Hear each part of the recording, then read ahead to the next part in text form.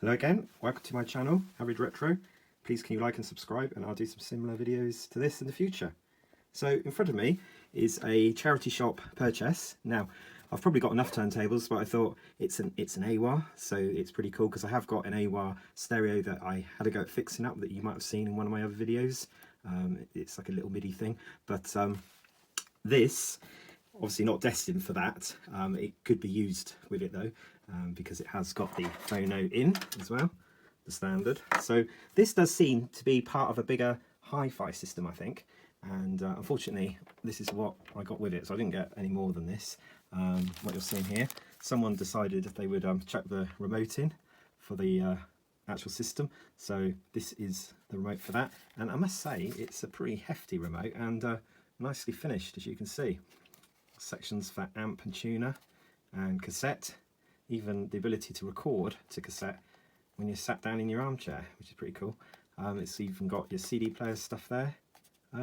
Yeah, pretty nice. So I thought maybe they share some common codes, maybe I can get that to work on something else. We shall see, but it was essentially a freebie. So that's an RCT77A. So swiftly on, what else did I get? I got one of these kind of cleaning contraptions that you just balance, I think, and balance somewhere, and it should in theory clean the record. Maybe it's missing something. Okay, we've got a guide. So someone might have been going to the charity shop with perhaps the whole hi-fi, and the charity shop may have tested out things and found that for whatever reason the CD didn't work, or the amp didn't work, the cassette side didn't work, and they might have just got rid of it, which would be a bit of a shame. And they would have said, oh, at least the turntable works. Yeah, so I think that's probably what's happened here. Or even someone has come in and just gone to the tip with the rest of it. Yeah, and basically left everything with the turntable. So, oh, I've got the turntable guide, which is nice. Some little stickers there for cassettes. I should have a look at that. But what's funny is it's got this on it. I mean, who kind of uses things like this? So it's like on a wheel or something. It's bizarre. And if you look carefully, it's actually got two mats. So that's the original mat, and then it's got one on top. And I thought, gosh, I could do with a mat for my other turntable. So sometimes the mats themselves are a little bit expensive. So it's nice to have a spare one of those. So I'll take that one off. It's nothing fancy, I don't think, but it's nice to see an Aiwa setup, an original Aiwa logo before they decided to change it. So let's see if this whole thing actually does anything. Power on. Make sure I've actually got it switched on. I have. So it's switched on. Speed. Someone's telling fibs if they're saying it's working. That's what it says. This item has been function tested and is in a working condition. Let's just see if we can see the bout. Yeah, that feels reasonable. Has it got another off to it somewhere? I don't think so. Have I even plugged it in the right place? Yeah. Yeah, it's got a fuse, and I'm just going to test it. As expected, the fuse is fine.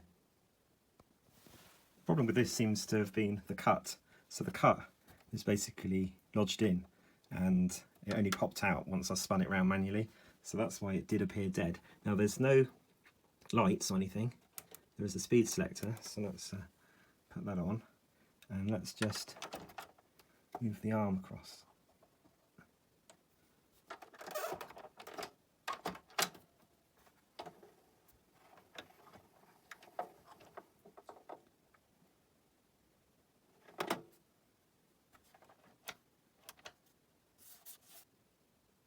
I thought it was working.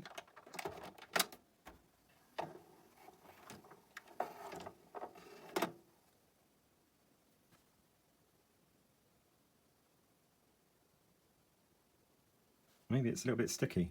It is working. Okay, let's cut. Oh.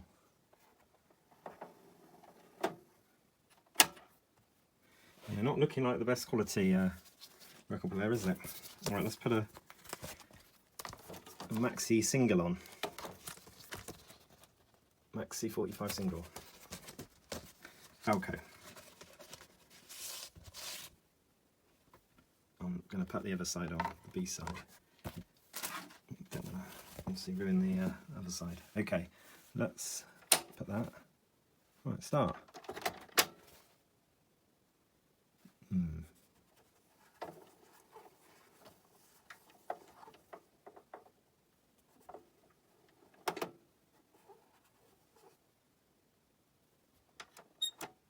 Oh.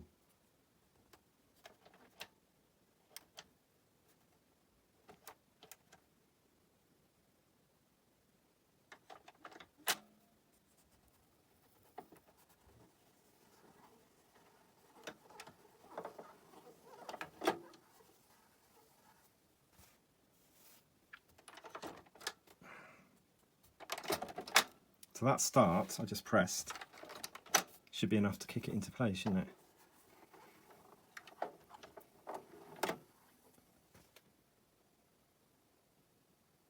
You see what it's doing? It is playing. Cut.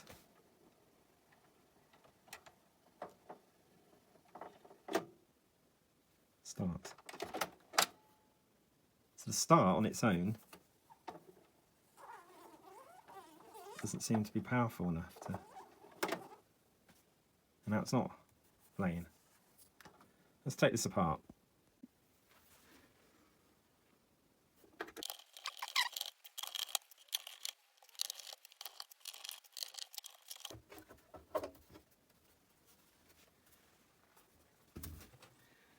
Always a bit tricky working on these things upside down. But we can at least look at this start. It's probably just gunked up, isn't it?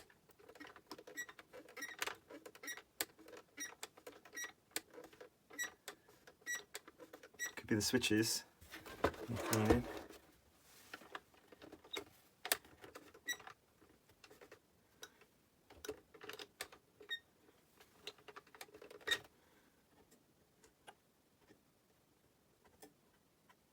Don't know if that's even got good contact.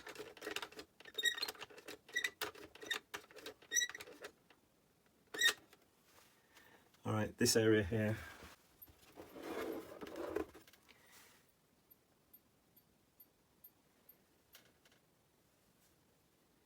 All looks reasonable, doesn't it?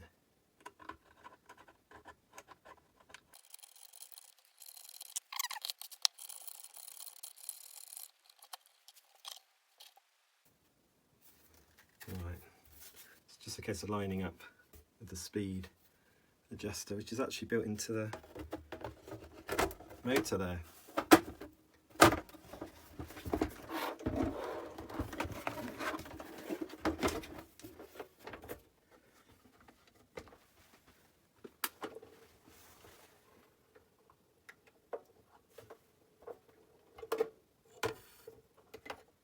Okay, let's try that.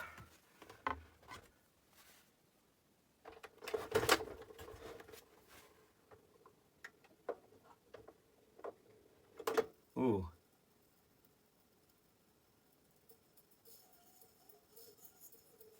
Cut.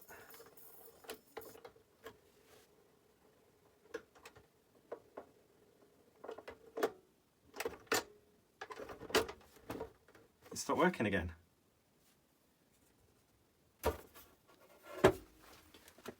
I think I would say that there could be two things going on here. The first is that I may have not cleaned it enough. So this bit in here might need a little bit more of a proper clean or scratch even. The other thing that might be a problem might be the capacitors on here, because obviously it looked like it started doing it after it had been on for a little while. There could be a fault and these may need replacing. Those capacitors may need looking at.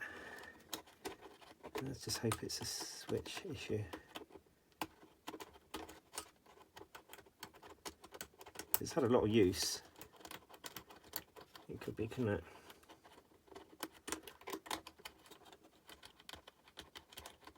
There's like a dimple here.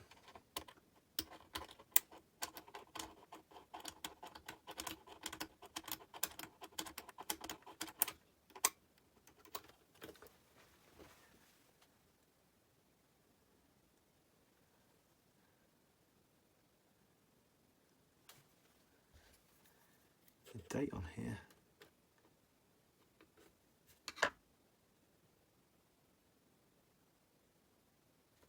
Okay. It won't be 78, would it? Surely not. Is that a 7 and an 8? A 2 and a 2? Is it that old? I'm surprised. It looks more like a 80s thing than a 70s.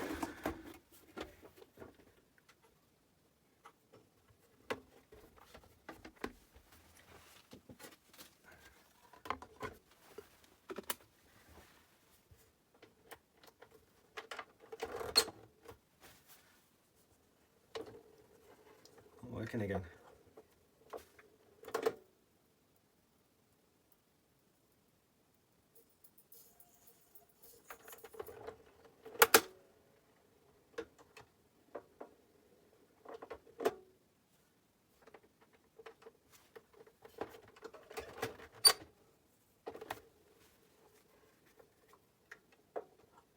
It worked that time.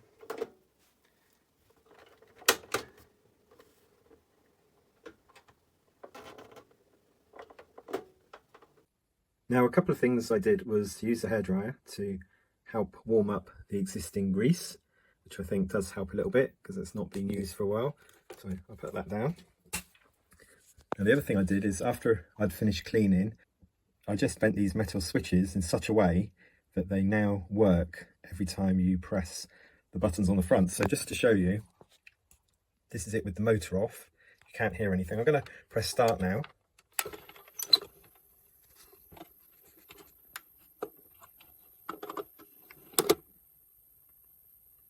So that's it now running, and just going to stop cut.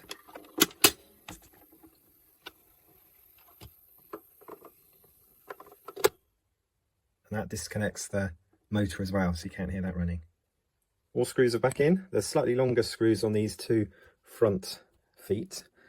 The good thing about this particular deck is you have got access to the adjustment for the motor, although you'd have to probably run this just on the edge of a table so you could test it while you were playing a record. Let's press start again. Oh, it feels a lot nicer actually. Still need to look at that action.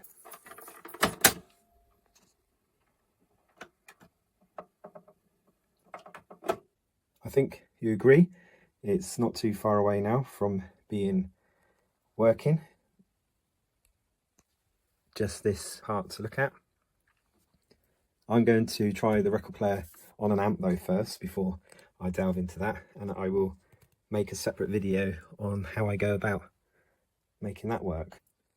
If you're interested in staying around on the channel a little bit longer, you can actually have a look at a special Starless player that plays these. Now this is a video disc that's been taken out of its caddy and it's covered in oil, which is why I've got it in this sort of plastic pouch. But basically this is playable on only selected players, and it was a failed format, but my video will explain a little bit about that and show you how it works. That's also on my channel.